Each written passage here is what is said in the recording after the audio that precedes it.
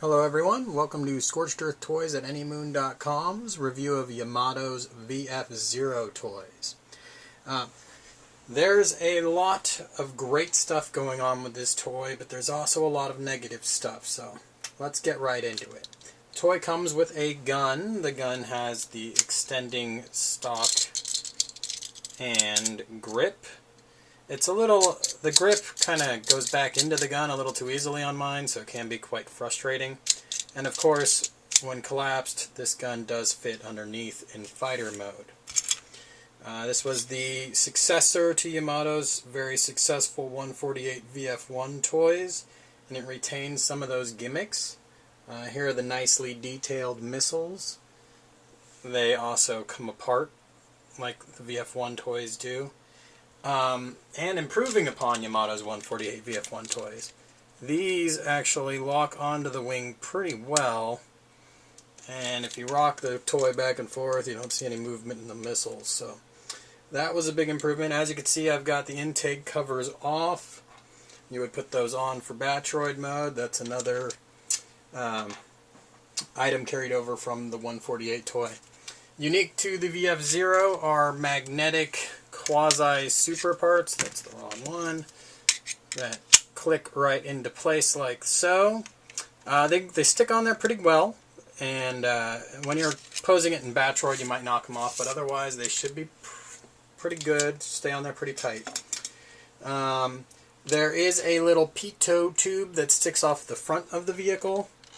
You do remove that for transformation to Battroid mode. Once you're done transforming it, you can put it back on facing the other direction to keep track of where you left it. Landing gears come out and then fold outward.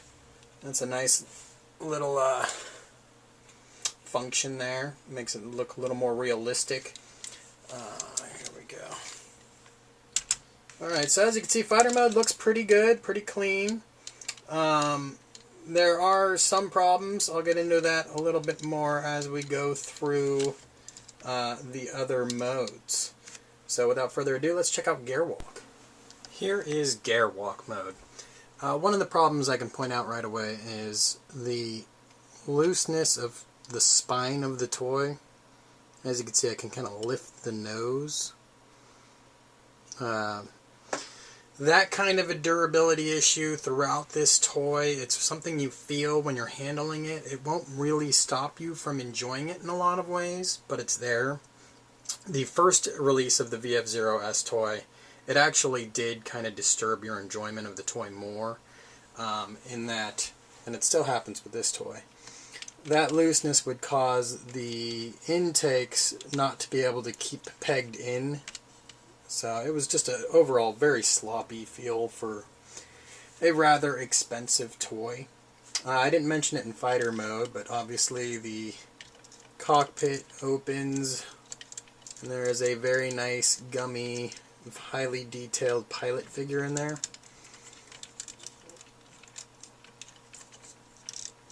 There's also an extremely well detailed heads-up display console.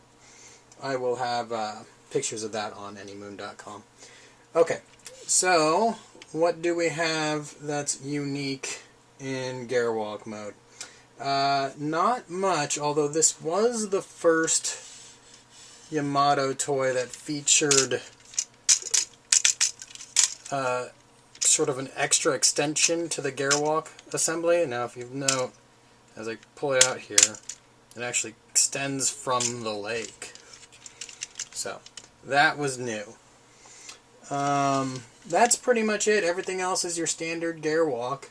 You have to watch the shoulder assemblies when you're articulating the arms. But that's really the only thing you need to be cognizant of. Let's go ahead and move on to Battroid. Alright, here we have Battroid mode. Head goes up and down, left and right. It's not a ball joint, you can't cock it left and right, but still pretty good. Annoying though is these chest pieces, which you can get pretty silly with. I mean, how would that be a functional Battroid mode? I don't know. So, anyways, That is not too cool. Shoulders, if they don't break off on you, can spin all the way around. And then you have the twist joint at the elbow, and the elbow itself. It's clicky, but not the newer double elbows that we're used to these days. Let's go down here. We have the hip, which is a ball joint. But you can see it's pretty impaired by the back wing and the chest groove, so you're going to use that Gwalk joint a lot in Battroid mode for hip articulation. Then there is the twist point at the knee with the kneecap that goes up and down. And of course you have your knee range of motion there. The feet on the original release don't lock in the down position. This is a later release, the Ghost Bundle, so you can actually lock it in the down position. On earlier releases, they would kind of just drift back up into the leg, which some people found pretty annoying. The hands are your typical, like 148 Yamato hands, Yamato VF-1 toy hands. So you've got your rotation, your pivot, and then your articulated fingers. Okay, so that's pretty much all there really is to speak of for Battroid mode. Obviously it's staying together without any problem. It looks good, especially in comparison to the hideous 1/100 scale toy that the Yamato had been thinking about for a while there. So there you have it.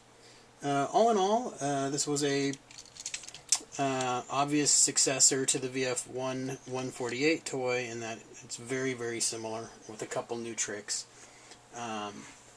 It's a decent toy in its later releases, being the VF-0A Unknown Soldier that's repackaged, and the Ghost Bundle VF-0S toys. Anything before that has shoulders that are going to break on you, and I wouldn't buy it for any price. And these later ones, obviously, these days could use a revision. If you look at something like the Yamato VF-1 V2 in 1/60 scale, much better toy than this toy. But you don't have many choices when it comes to VF-0 toys, and things could certainly be worse. So if you're a huge fan of the VF-0, go ahead and get yourself one of the two I mentioned as being safe. You can check out anymoon.com if you have any questions. I've got pictures of which toys you should get and which ones you should avoid. If you're just a casual Macross fan and you're only looking to buy the very best toys, I'd probably not consider this one of the best toys. But it's fair. Has a lot of little QC issues you should know about. Visit anymoon.com. I'll document all of them. Thanks a lot. Thanks for viewing.